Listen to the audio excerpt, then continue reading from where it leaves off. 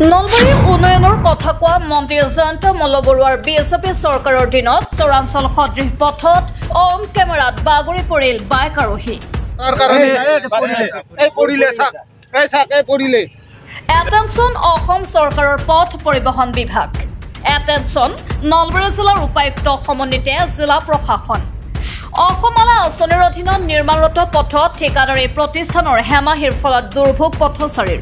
ব্যস্ত আধৰুৱা পথত পানী নমৰাৰ ফলত ধূলি উৰি চৰাঞ্চল সদৃশ পৰিৱেশ অঞ্চলটোত। নলবাৰীৰ উন্নয়নৰ কথা কোৱা চৰকাৰৰ দিনত মোকালমোৱাৰ চাউল খোৱা আহতা কোটনিকুচিত অন কেমেৰাত পথত বাগৰি পৰিল বাইক। এই দুৰ্ভোগৰ অন্ত পৰিব কেতিয়া? সাধাৰণ লোকৰ প্ৰশ্ন, মানুহ মৰিলেহে মেৰামতি সম্পূৰ্ণ কৰা হ'ব নেকি ব্যস্ততাপূৰ্ণ এই পথটো? 427 নং ৰাষ্ট্ৰীয় ঘাইপথ আৰু 9 নং ৰাজ্যিক ঘাইপথ সংযোগী মোকালমো জাগৰা বনগাঁও সংযোগী পথত এই দুৰ্ভোগ পথচাৰীৰ। জনকল্যাণ জাতীয় বিদ্যালয় সদায় হয় এই ৰাস্তাটো আহিবলৈ বৰ অসুবিধা হয়, ধূলাবালি খাব লাগে, জোতা পিন্ধি আহিব নোৱাৰোঁ। আধৰুৱা কিমান দিনৰ পৰা আছে? বহুত দিনৰ পৰা। পানী নহয় নেকি? পানী মাৰে নে নামাৰে?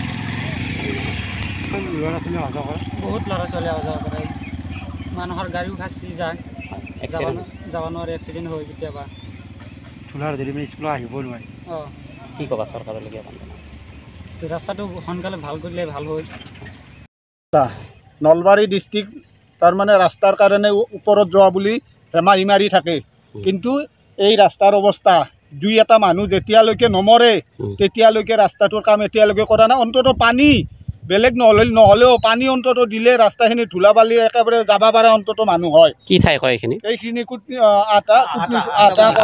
এই পথটো ক'ৰ পৰা ক'লৈ গৈছে? এইটো মোকালমোৰ পৰা নলবাৰীলৈ অসমমালা ৰাস্তা।